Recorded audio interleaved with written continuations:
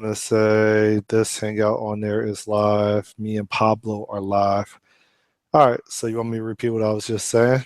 Please do so. So let me silence my phone.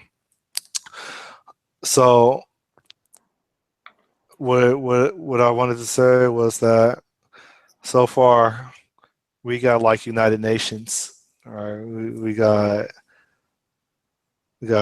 you in Puerto Rico. We got me in the States. We got Adam in somewhere in the Midwest. Right, I'm East Coast. Odie is in Nigeria and Brian is in LA. And so I was saying that stars have to align in order for all of us to have the for all of us to be able to agree on a window of time to collaborate live, Yep. or have a session, and that well, stars aligning, that's known in the astronomy as taking a really long time.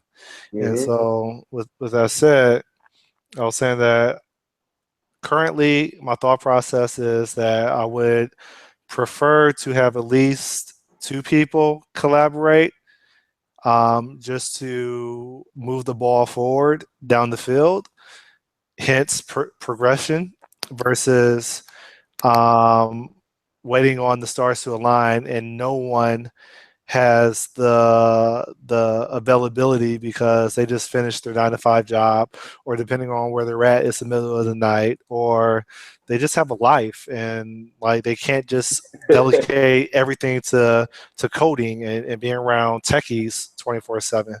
So I get Yeah. that. And so my thought process is to launch a session regularly as long as there's at least two people. Yeah. I mean, I'm down for that. And I want to make a clear, I want to clarify something. It's not that we don't have a life.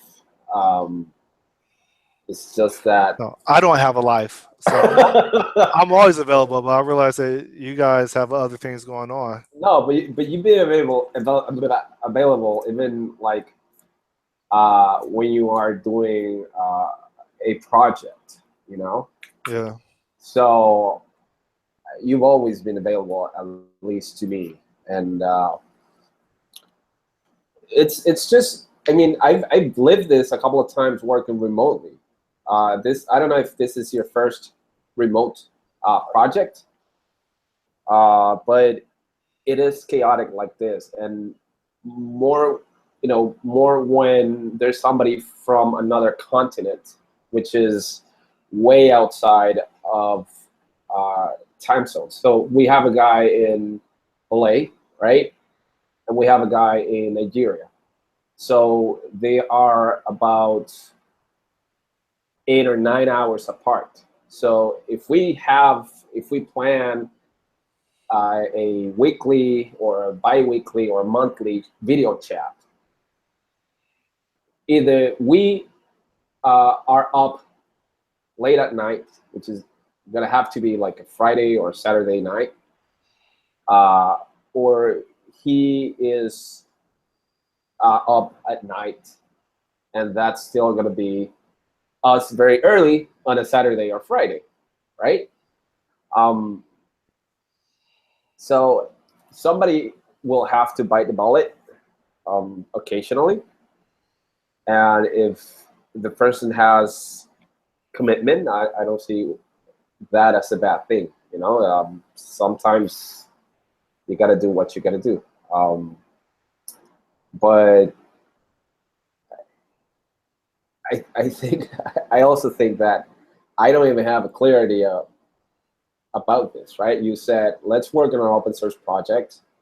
Let's just hack away, Elm and do functional, and then we started thinking about like organizing something, and then we came up with the name, which is pretty awesome. I think that just wow. I mean, then I went and did the logo, and I'm excited.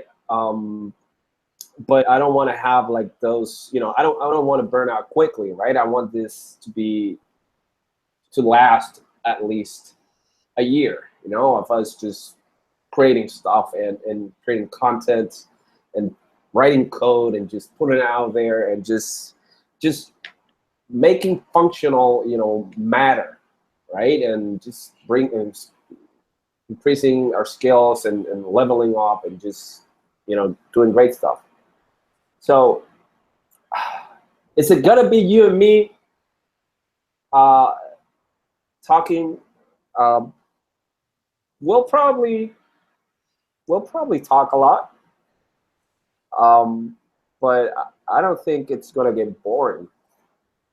I've never had a boring conversation with you. That's because I struggle with having a filter. No, well, that's good. And the last time we talked, we've leveled up, not only in skills wise, but life wise, right?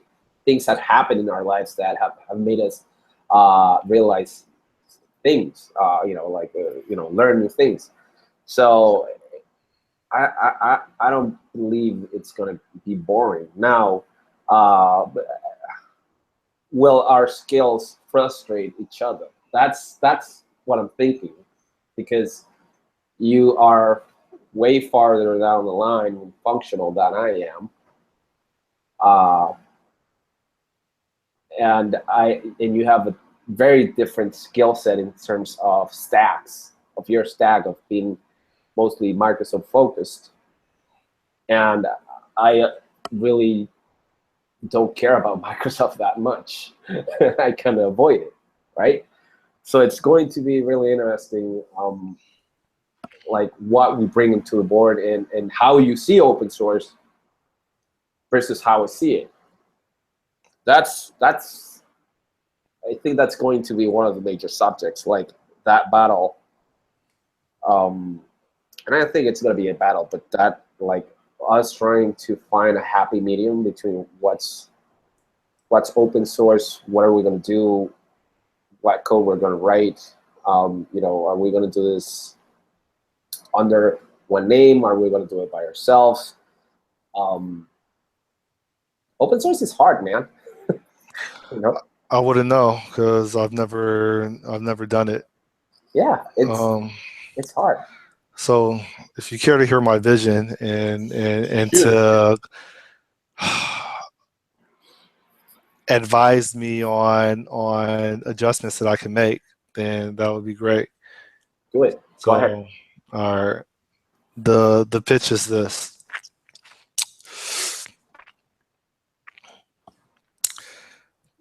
The Lambda Cartel, as I understand it.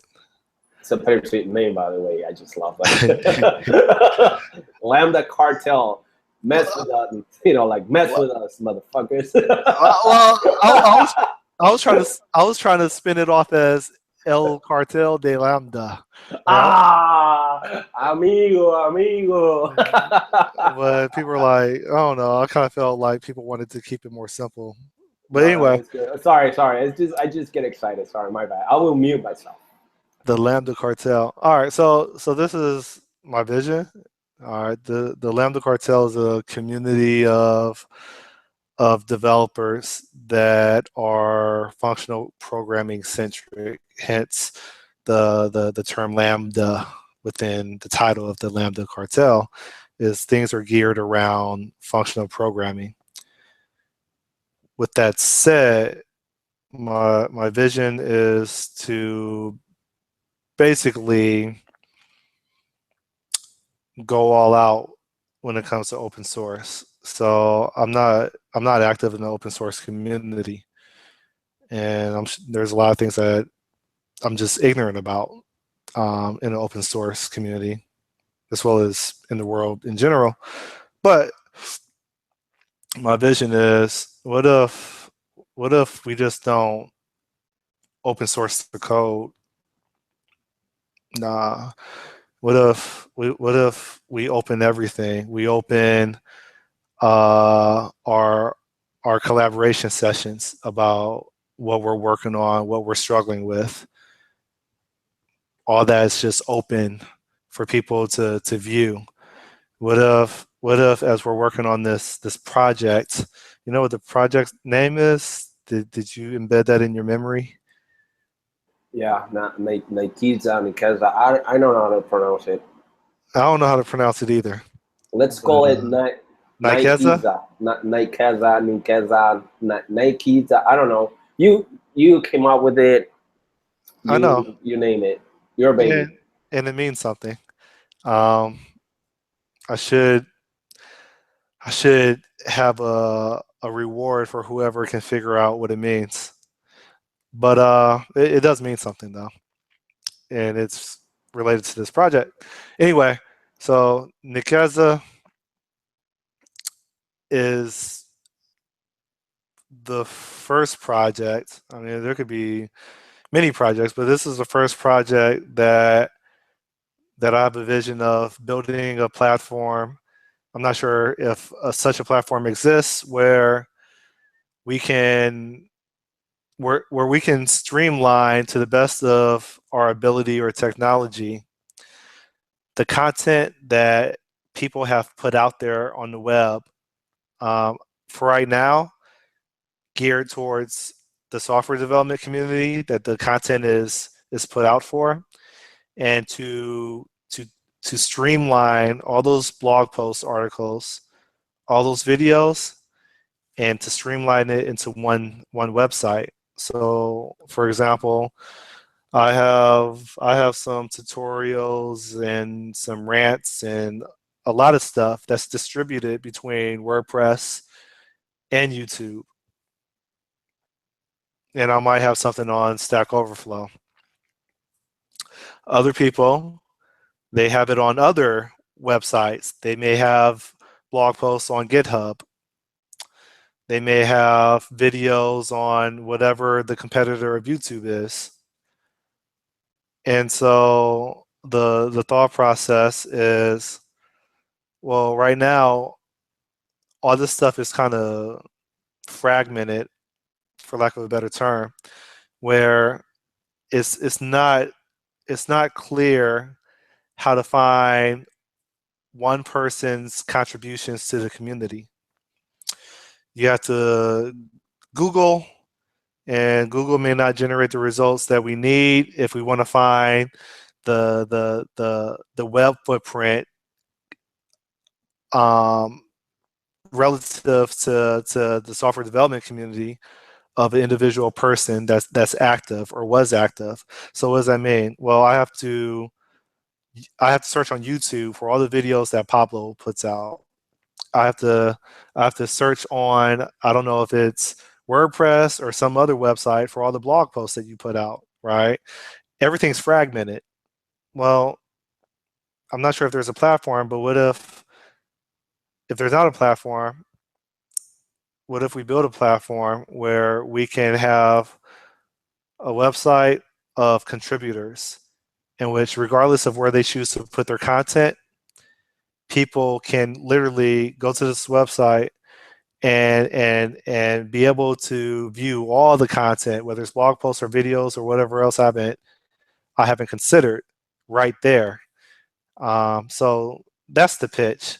It was a little bit more expanded when I first requested if you guys would be interested in doing open source, because I wanted to like somehow, some way integrate some type of hiring functionality in there, but it just doesn't seem like it would integrate well. It doesn't seem like it's something I could streamline uh, within this particular project. So I'm leaving that out for now. So do you Okay. kind of did I explain that okay, or do I need to drill deeper? No, I get you. I get you. So wow, So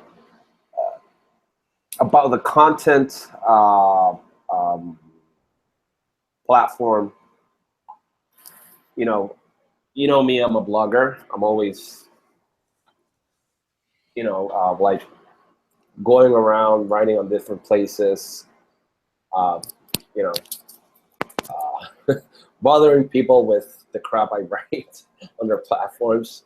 Um, and I've been using dev.to for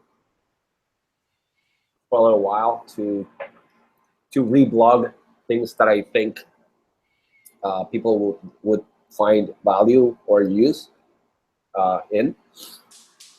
And you pretty much described that community, that website. But I do have some ideas, right, in terms of that sort of product that I'd love to try and implement and just throw it out there, right? Okay. Um, so there's a lot of things, but what I'd like to focus on would be on not only building the platform, but taking the languages that we're going to take, right? Taking that technology and saying, okay, we need to write a library in Elm that allow us to create views, dynamic views and rendering and all that crap. Let's write a library that does that. Open source the library, right? And use it on a project, and then of course open source the project. So that way, we create the infrastructure around the project, and share that with people, and then we create the project at the same time. And And I would add also, mhm. if it makes sense, but I strongly consider as we're building this out, we're also blogging about how we're building it. And so, like when I say open source, everything like the sessions that we're having about the progress that we're at, the challenges that we're finding, um, blog blog posting on, I don't know if blog posting is a verb, but blog posting on the actual work that we're doing as we're doing it, and so there's just hell of artifacts everywhere based on Yeah, this project. yeah, And I mean there's footprints everywhere, from video to blog posts to the actual website being deployed somewhere on some server. And then there's other things too that I didn't mean to cut you off. I'm sorry, no, but no, no, there's that's other fine. things too that I'm really interested in. I understand the whole keep it simple. I get that, but I think this is the opportunity to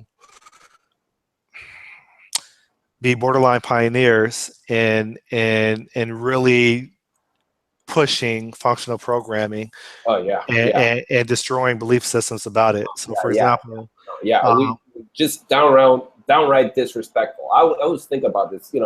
It's about being disruptive. It's not about being nice or playing well with others. It's called the Lambda Cartel. No, we're not here to make you happy, right? We're here to bring it, and I want to bring it, and absolutely document the whole experience, and look at what out there, try and build something better, and fail, like amazingly if we fail, but succeed amazingly too if we do. I mean, just go all out and be disruptive. Of course, when I say disruptive, people might think, this guy wants to be a loudmouth. No, just walk quietly with a big stick. Just be nice to others, play nice, but within your blogging and within your videos and within your podcasting, all that stuff, make sure that you have a lot of information density, right? A lot of disruptive information, so that the C# programmer in Kansas, right, listens to the podcast or watches the video and says, "Holy crap! I want to try that out." Right? I want to use that library. I want to see that video. I want to learn. I've learned something from that. Just go that way. I mean, the style you've been doing since last year, but more focused. organized. Yeah. Yeah, and now So that you say organized, Yeah, go ahead. Sorry. No, so to what you're saying, there's two things that I really want to experiment with and exploit. Um, okay, so we're talking functional programming, right? And we're talking about building. We're talking. I'm not sure if you heard or not, but we're talking about building a functional architecture. Period. Hmm. And so understand that some things aren't purely functional. I, I get that, right? But there's some things that I really want to push.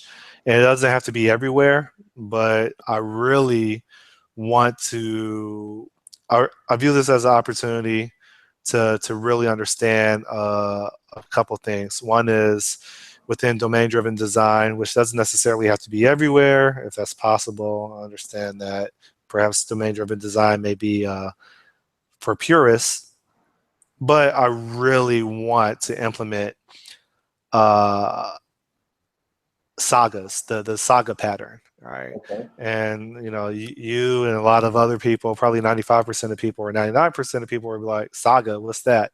Never heard of Ex- it. exactly. So that's something that I really want to push within one of these features. Is Hmm. is is to implement a saga functionally. And Okay. I bought a hell of material on that. I already consumed a book like 6 months ago on it, uh, 4 months ago on it, and I have a blog post that talks about it. In addition to that, I'm saying like really push what functional programming can do is. Are you familiar with? Well, you said you're not really you don't really participate within the Microsoft ecosystem, right? Well, I know about it, but Okay, I so have you? just don't like Microsoft itself. Yeah, for the reason, and that's one of the reasons why I decided to entertain Elm as a programming language because I felt like I was too dependent and too comfortable with Microsoft, and I was missing out on other parts that could be just as valuable, if not more, within the software development ecosystem. So the other part is, um, I'll, because you're anti Microsoft. I'm not anti-Microsoft. Okay. I just it lived through the '90s, so I was burned by them, right? Uh, Um, and I'm not anti-Microsoft. I don't have a lot of love for them, but I don't hate them, you know. Uh, yeah. So something that I'm trying to figure out is there's this framework that Microsoft uh, provided through their patterns and practices team, aka organization, called Prism. And Prism is a UI framework, Yeah, I've heard of it. and it's really cool. Like I like it. Like Hmm. it wasn't until I started studying the Prism framework that I started learning how to engineer a user experience, right? Hmm. So with that said, there's some there's certain paradigms, for lack of a better expression, or design patterns within that can be leveraged from Prism's framework that I really want to see if it works or if it could be implemented using functional programming. So, like for example, right now, I'm trying to figure out how to implement self-contained user controls so that I could plug them into a shell. The shell of an application can have different regions, such as navigation, header, footer, main content. And so, if you can imagine a shell of an application that's Hmm. partitioned to have various regions, and you could stick whatever you want into these regions, hence user controls, and things just work. Well, that's something that Prism had basically introduced to me, that type of architecture, and I'm trying to figure out, well, how do I do this within Elm? Is it even possible? I And think so, so. I I mean, think I asked on Stack Overflow, and I'm waiting for someone to answer it. oh, I think it is. I mean, I think it's possible. I mean, I actually put out an open source project um, I think at the end of, or at the start of this year, or at the end of last year. Um, with that, within that train of thought, of creating modules within the presentation layer, and just uh, making sure that I can plug in whatever I want and end up with whatever website I want, right? And not have to worry about things not working with each other. Like everything is self-contained. I can just plug it in and it works. In my case, uh, just write a bunch of CSS and HTML around the Bootstrap framework, right? In your case, in what you're thinking, I feel that you're not only talking about presentation, you're talking about functionality and dealing with state and with data and all this stuff. And I feel that would be an extension of what I was already doing, because it is the presentation layer. It is that view. It is the UI, that what people see and interact with. And I think it's definitely possible to approach it from a functional side, because React, which is one of JavaScript's biggest libraries, because it's published by Facebook, and it's pretty much guarantee you a great job if you know how to write React. It's functional, and it does that. It deals with the presentation layer in a functional way. It's just not sold as something functional because they were smart about it. They didn't say, oh, this is the functional approach to doing this. No, they just said, this is the way this works. This is the coding style, or the way this is architectured, and this is how you're going to write it. And if you look at any React project out there, you're going to see that it's functional in a lot of places. Maybe not 100% pure, but it's very, very functional. So at the same time, Elm provides a lot of the functionality that React tries to provide. And I feel that we could build sort of widgets, a widget collection, if we maybe call it that, with Elm and Bootstrap, and create a presentation layer that you can plug in, plug out, and just make sure that you have the right data at the right time, and just forget about the rest. When you say widgets, are you talking about like a user control library? Yeah. That's what I'm trying to figure out. I mean, I'm not necessarily, well, yeah, that's what I'm trying to figure out how to do. So, for example, this morning I was like throwing my head against the wall because I attempted to implement this login user control. So it has like your username, your password, and a submit button or a login button. And I'm like, oh, bundle that up. That's the user control. And the way that my understanding of the way that Elm works is that you have events that are based on UI, right? Mm-hmm. Events that are attached to a user interface. That's one component of Elm. And then you also have messages. And so events is like, when a key is in, some key is pressed on the input box, or some button is clicked. That's what I mean by events. Hence the namespace HTML.events. Mm-hmm. The messages are, well, that's user defined. Like whatever you define as a message, such as button clicked, or username entered or password entered, like that's something you define. So anyway, what I'm trying to articulate is I'm trying to build a user control that obviously can plug into anything that you want, any application or whatever. But at the same time, will still be able to bubble up these events to its parent container, Yeah. along with the payloads that are associated to those events, so that the parent container can basically take or respond to those events with the payloads attached to them, and then basically do whatever it needs to do for the domain model that's attached to it. Yeah, yeah, of course. Like, I don't know how to all do that in Elm. no, no, no. Yeah, like, like a chain of command, This is, Yeah. this is where you go, how you go. No, absolutely. I mean, me neither, right? It's not like I'm some Elm genius. I only toyed with it a little. But So here's the thing, though. yeah, Like, so now I'm geeking out.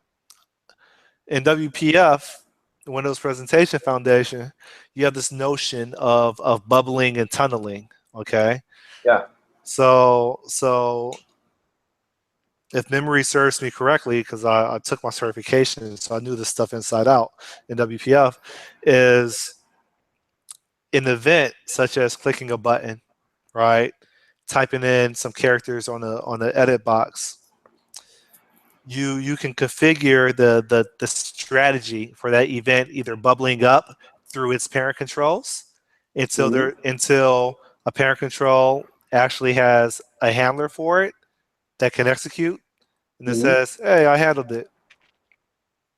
Or the other strategy of tunneling, where whatever in as I understand, if there's controls that are embedded within the user control, then that message goes down, down, down until there's a handler for that.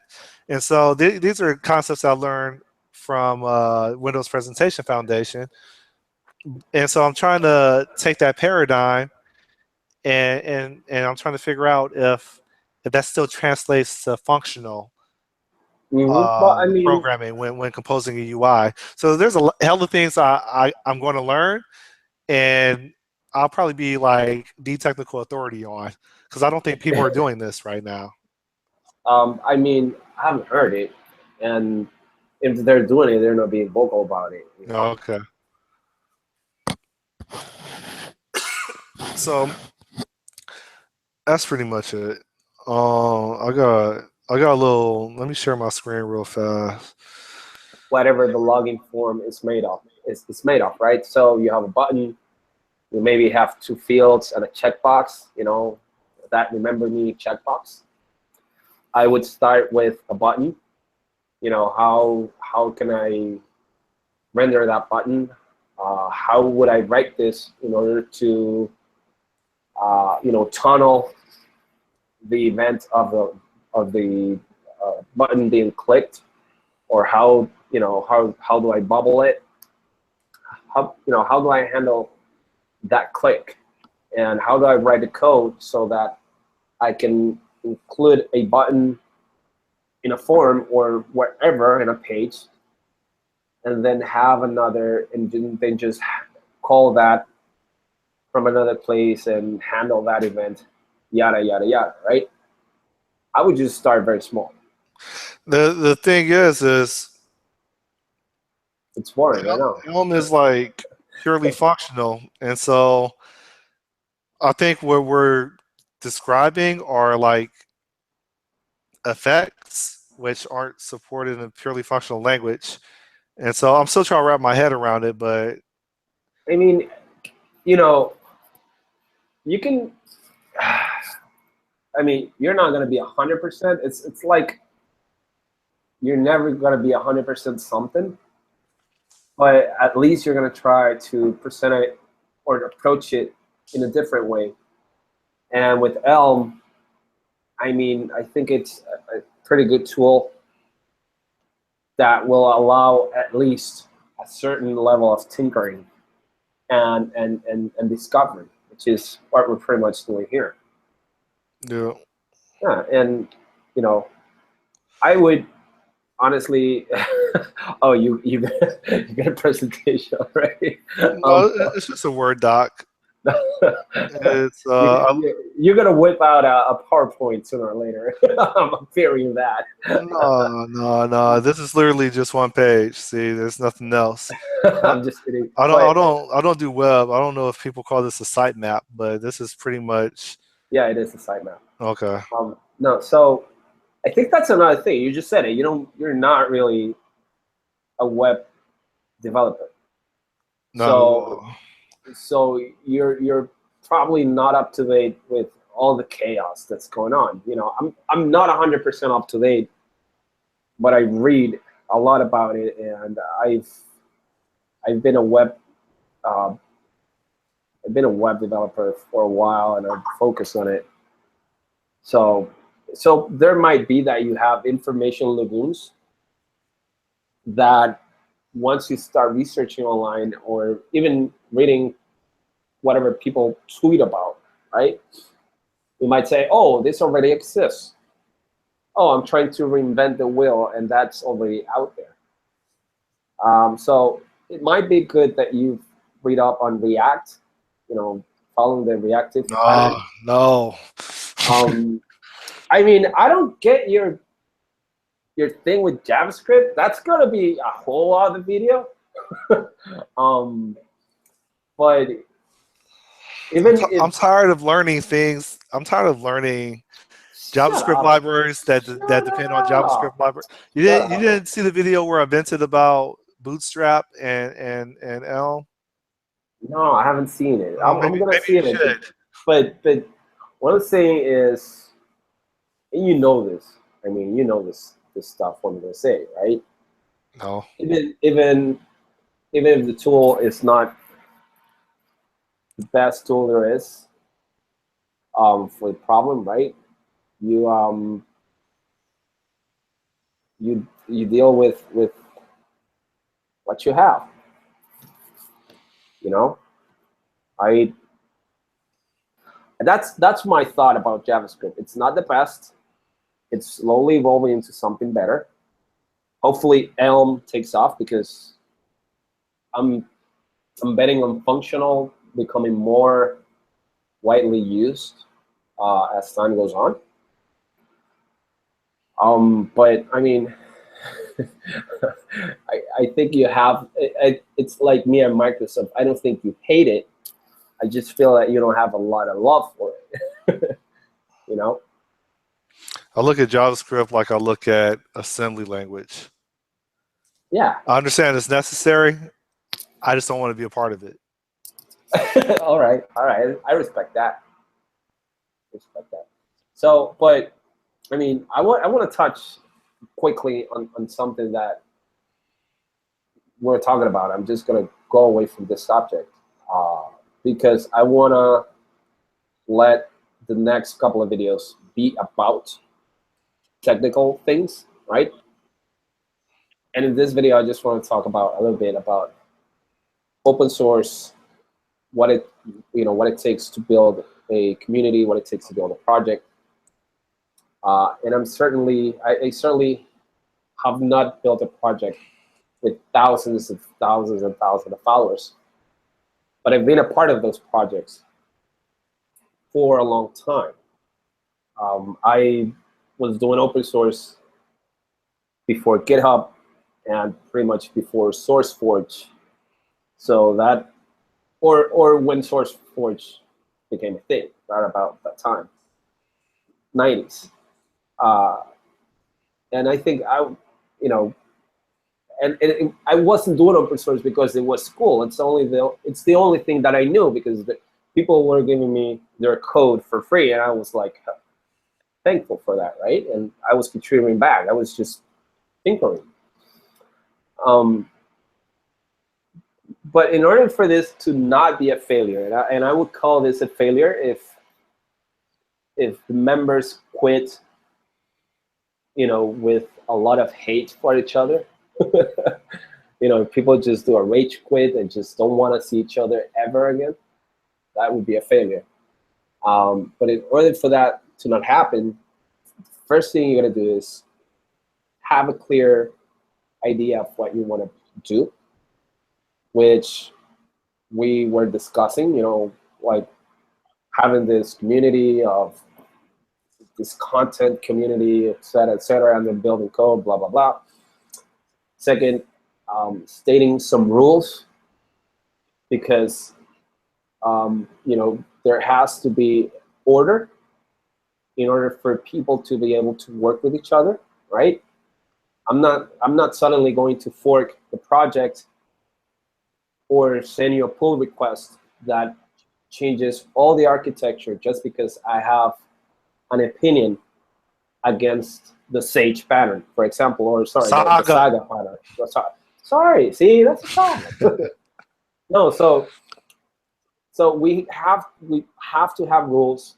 There have to be people in charge of certain things, right? People gotta have responsibilities, and those responsibilities should be shared. They should not be a burden, right? They shouldn't make people feel like they have a do or die obligation with with it, because open source is full of burnout, because people have a big problem saying no, and there's a lot of dicks out there, people who really don't respect your time and they want things done ASAP and whatever. And plus, this is bound to get attention just due to the fact of the people involved in it, right? I mean, very much, I'm not going to say famous, but known in the F# community and in the functional community and the C# and Microsoft. And my stupid little blog and all my blogging and all my things have slowly started to let people know I exist, right? We're not at the same level. You're obviously more known than I am. But when you, yeah, I think so. But when you combine that, that's bound to be positive, but that also has some negatives. So you gotta have rules to deal with that, right?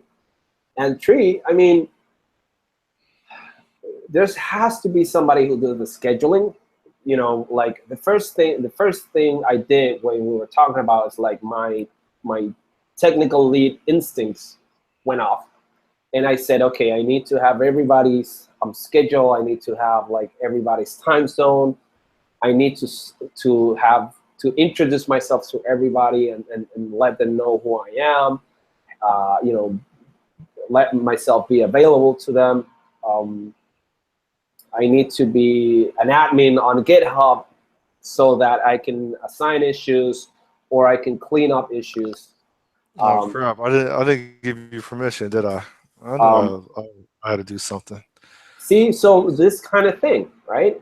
And even with a small open source project, you want to have those things out of the way, and this is not going to be overhead, right? You want to have all those things out of the way so that if this thing gathers attention and people want to contribute, or people have a bug and they open up an issue, or people want to do what they want to do, we are set up to handle it. Worst thing you can do in open source is look or be unprepared, because that's when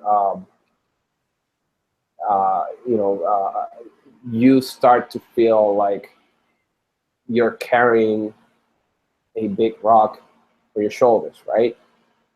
Things get heavy and all that shit, and I don't want that. So, I mean, I guess I haven't had the same experiences that you've had, because I think, I don't know, I would have thought that those are good problems to have. That means that you're actually getting somewhere. No? Yeah, I mean, we're actually somewhere right now.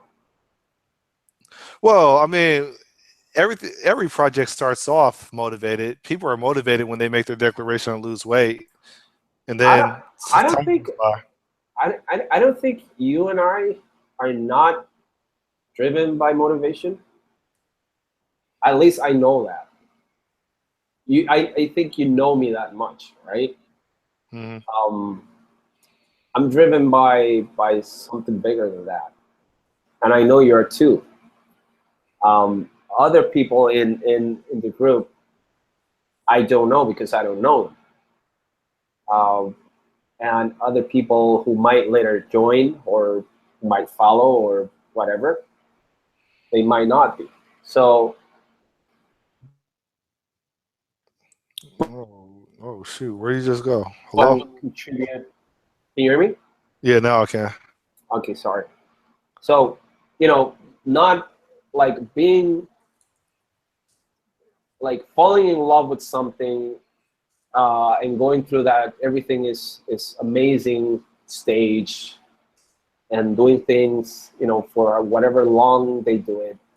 I'm okay with that. And you have to be set up for that, because if you have somebody who spends 1 month contributing and doing amazing things and then they just get bored with it and move on, you don't want to depend on that person, right? You don't want to rely on them. You want to be set up in a way that they come in, they do their stuff, and they leave. That's it. And that's what I was doing, right? Like making sure that it make things as smoothly as possible for everybody, and that's just my focus right now, right? To smooth things out. Yeah. So I mean, I had I had attempted to put out a, well, they call it a project, but it's basically I don't know what you call that thing in Scrum, where you have the wall and you have the different sections and you move the card from one to another. I call it a pipeline. But um yeah, my vision was for people to take, you call them user stories, call them whatever you want. Take tasks and decide to own it, and they're small enough where they shouldn't be holding other people back. You know, I guess that's easy for me to say because the work hasn't started yet. But basically, for people to take these small tasks, start on it and complete it. And I mean, there's some done criteria, but I don't know. I guess I haven't really been on an open source project before to really There's a experience some of the concerns that you have. Yeah, there's a lot of infrastructure and a lot of legwork that needs to happen in order to have that level of autonomy. Because even documentation itself, who's going to write the documentation? Who's going to write the tutorials? Who's going to introduce people to the technology in order for them to have that level of access to the technology itself and to contributing. So it's a magnificent goal, and that's what ultimately I want it to be. I agree with you, but in order to get there, there's a lot of work. There's a lot of work, and I'll do whatever I can, and we'll just figure it out as we go. But ultimately, I think that's where people will find a lot of value in following this. It's not only the code they write, but how the hell did they manage to do that in terms of organizing things, in terms of keeping things sane and decent, Um, that's a skill set that's very different from writing code. I mean, you ultimately have to be a project manager, which is a dirty word for people, right? Um, so yeah, but I sound up very negative. I also, I'm getting ahead of myself in a lot of places, but I just have this spidey sense, right? My spidey sense are tingling, thinking that this is gonna get traction in one way or another, and I want to make sure that the experience is as good as possible to everyone involved. You know? Oh no, I'm pessimistic. I think that there'll probably be like one or two major contributors, and then people will fall in and come back as their Yeah, time permits. yeah, but we're gonna hype the fuck out of this. Well, we're only allowed to hype the f out of it if we have something that we're proud of. Like Of course. what I don't want to do is boast about something that's up and coming and it's the greatest thing since sliced bread, and like it never ever gets built. So No, no. But you like you hide the small things. Like, hey, we're doing this, and when I say hype, I mean we're just saying promote it, right? And you promote that, and you talk about it, and you share it, this and that, and hey, maybe nobody ends up using it, or it ends up being something that wasn't really needed. oh, that part But doesn't matter.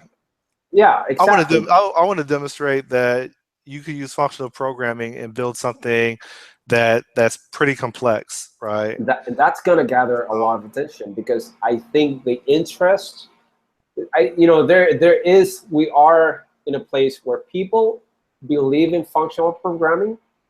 They just haven't seen it in real life. You know, Uh, they yes, it haven't is. they haven't seen it. They haven't seen an application that's fully functional, inside out. And hey, Facebook uses React, so millions of people are using an application that uses functional programming, but you don't really have access to the Facebook development process, right? You can't go into the Facebook office and see how they work. And I think that's where a lot of the value is. People seeing how this is going to be developed, and how it's going to be developed over time, right? Because we're going to start off, in software, you build the same thing multiple times, and you rebuild it, and you build it once, and you learn from your mistakes and rebuild it. Then the second time, you learn from your mistakes and rebuild it, and the third time and fourth time, and so on and so on. And I think they're going to see that. And I the same way I learned from people doing OOP patterns back when I was doing imperative. I think others might learn from it, hopefully. So I'm out of time. Let's through email, but pretty much all the time. Yeah. In addition to that, um, does it make sense to create a hashtag or whatever that Twitter stuff is for Lambda Cartel? I'll create. I was planning on buying a domain and then creating a Twitter account. It can't just be. It's not fine just being on GitHub. I just wanted to buy the domain in case somebody else tries to hijack it. And Well, we got just three being, viewers. One of them are probably registering it right now, and they're yup, probably going to sell it to us for like y'all motherfuckers $500. better, don't be an asshole. No, I mean, whatever. If they, whatever, right? I'll take care of pretty much what is outreach and branding, and just set up. We can go from there, right? But let's do the next video. I want the next video to be about tech. I don't want to talk about meta. I want to talk about tech. And so let's figure out when and what we're going to talk about through email. Or better yet, let's open an issue on the everything repo on GitHub and just flush it out there, and then record a video. All right? Sounds good. All right, dude. All So right. as always, it's a pleasure. And to everybody watching, don't register the domain and don't register the Hold up. You look at the comments. Go to your YouTube and click on the actual this session. So the Lambda Cartel dash Project Kickoff, and you'll see that Sean claims that he already registered the domain name and he wants $50,000. $1,000. $50,000. Oh, but he doesn't get that this is actually a cartel. You know, you're gonna get a horse's head on your bed tonight. So don't. He says that we need to be cool and get a .io domain. um, I don't care. Whatever's cheaper, I don't care. Well, You know, com is probably the most expensive, but $10. yo, I mean, Sean, why don't you join the cartel, man? yeah. Why don't you pay for the domain, and that way you pay your dues. Let's see if he Nah, but you responds. see, I mean, I know it's available. I checked. I didn't buy it. I wanted to make sure that I wasn't overstepping. You know, I'm very careful before doing any of these. I don't want it to anybody in the group think that, hey, this guy is thinking about selling T-shirts with the logo, or why did he come up with a logo? Like, you know, like that's business stuff, right? And I don't want to give out that vibe. I wasn't really thinking about a company. I just wanted to just learn, just build a community to learn how to do a project from start to finish and then publish our findings on it. Yeah, yeah, and ultimately, I all think those I different think the point of name is views. cool though.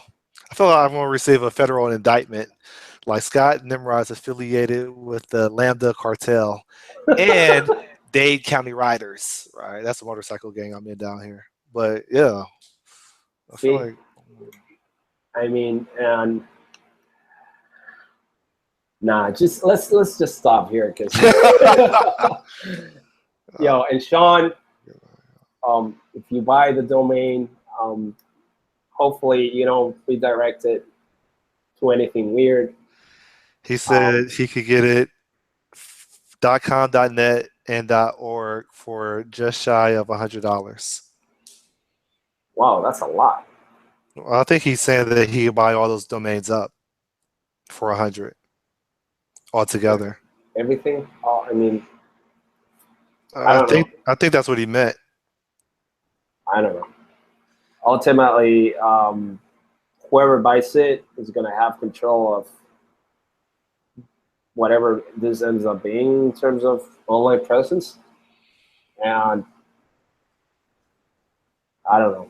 I don't feel for or against it. So And I don't know. everybody just dropped off.